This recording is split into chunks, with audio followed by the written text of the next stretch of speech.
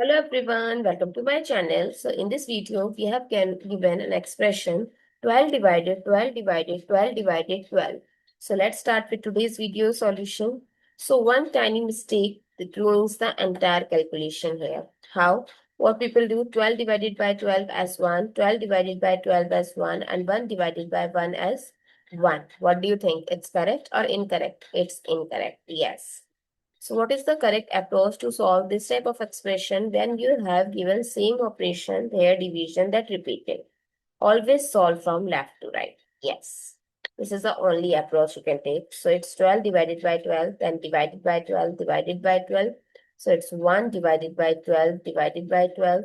So it becomes 1 over 12 divided by 12. So now there are two different things. 1 over 12 divided by 12, 1 over 12 multiplied by 12.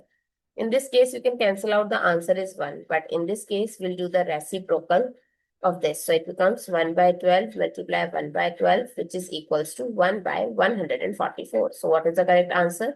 1 by 144. I hope it's clear and you find it useful. So don't forget to share your feedback through like, share, comment, and subscribe to my channel.